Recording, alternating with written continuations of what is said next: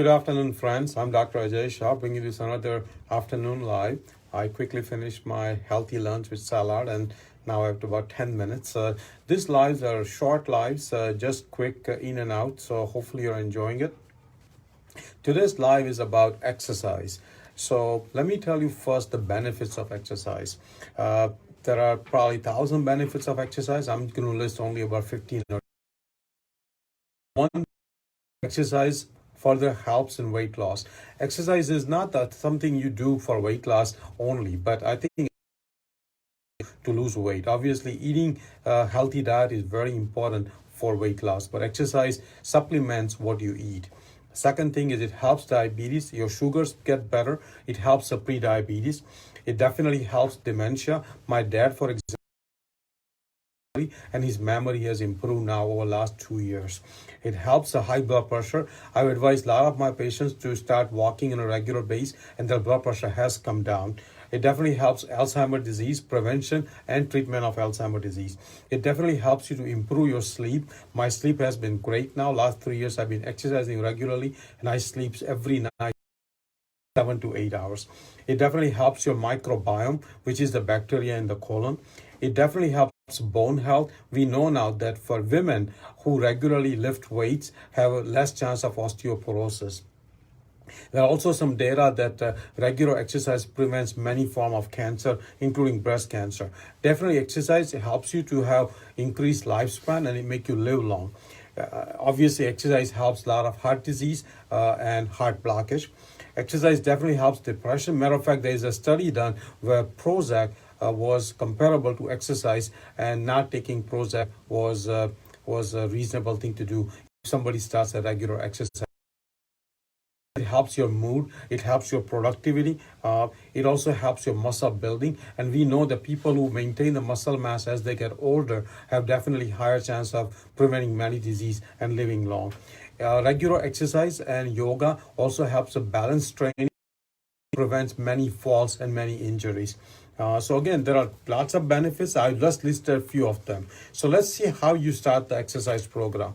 There are 3 types of exercise I want all of you to do. Is number 1 is a cardio type exercise. That's where you raise your heart rate, typically above 7% of your maximum heart rate. You can calculate your maximum heart rate by 220 minus age and divide and multiply by 0.75. Again, 220 minus age multiply by 0.75. So try to raise your heart rate at least 0.75 of maximum heart rate at least 15 to 20 minutes every day. So regular cardio exercise can be brisk walking, jogging, running, a stationary bike or bike outdoor, elliptical, arc trainer. So many type of cardio type exercise you can do. I highly recommend cardio exercise at least 5 times a week, 20 to 30 minutes per time. So about 120 to 150 minutes of cardio exercise per week. The next type of exercise is a weight training or strength training exercise. Weight training exercise is very important. As you can do weight training with 3 types. You can do your body weight, which is called calisthenic, or you can do machine-based weight training, which typically you see in a lot of gyms, or you can do free weights. Obviously, if you're starting out, start with body weight exercise like push-ups, a squat, and those kind of body weight exercise. Once you are comfortable with the weight training, consider buying some free weights at home, like simple dumbbells, anywhere from 5, 8, 15, 20, 25 pounds, and start doing dumbbell weight training with a bench press, with a back barbell rows, and lunges with weight in the hand. So again, there are different type of weight training you can do with free weights. And obviously, if you go to gym, you can do weight training by using machines. I typically advise gym, but right now, obviously, gyms are closed, so it's hard to go to gym and do weight training based on machines. And the last type of physical activity or exercise I want all of you to do, stretches and yoga. Regular yoga or stretches is very important. As we get older, our joints gets very stiff and they need to be properly maintained. And for that reason, regular stretching and regular yoga is very important. You should also set a goal for any kind of physical activity. Whenever you set goals, physical activity, you can achieve. You can set a goal to walk or jog or run a 5K, either on a treadmill or outdoor, and see if you can improve over time how much it takes you to run 5K over time. Same way with weight training, you can set your goals that you can bench press, for example, and gradually obviously your weight lifting limits, so that way you'll be building muscles, you'll be creating a mass also. To give you some tips, you don't need protein shakes after weight training. You can just eat a based food with a lot of beans, a lot of lentils, and nuts and seeds, and that will give you enough protein. Protein has been overblown in Western world. We don't need as much protein as our personal trainer tells us. And animal protein definitely has a lot of side effects, including diabetes, cancer risk, cholesterol from the animal. So as you can, but once again, you don't need as much protein as your personal trainer tells you, and you can get adequate protein from plant-based food, including lentils, beans. When you regularly exercise, your body becomes insulin sensitive and your starts going diabetic medication. You cut down on your diabetic medications, otherwise your sugar will be too low. When you over exercise, when your body is actually doing more than recommended amount, you can actually get into more inflammation. Cortisol levels can go up, particularly if you are doing over cardio. So try to doing too much cardio at a time, not to raise the cortisol level. If you do regular strength, will increase your testosterone, particularly if you use larger muscle like leg and back muscles, and that will help to maintain the muscle mass. Also, regular weight training and strength training increases growth hormone, which is also maintaining the muscle mass. So again, all three types of exercise is very important.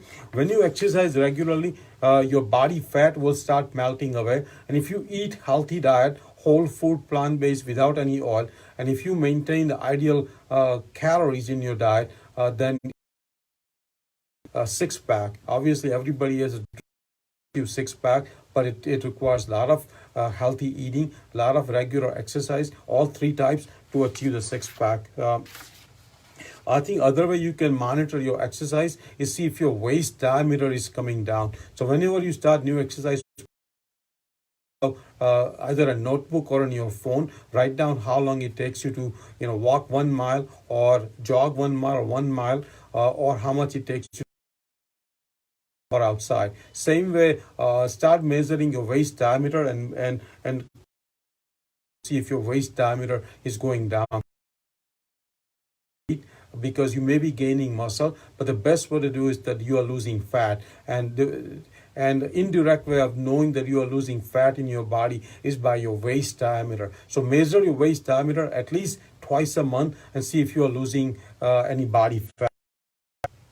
There are other types of exercise you can do. You can do regular yoga, and there is a program available through Chicago. It's called Ashoga Yoga. I've been taking classes through her yoga program called Ashoga Yoga, and I highly recommend.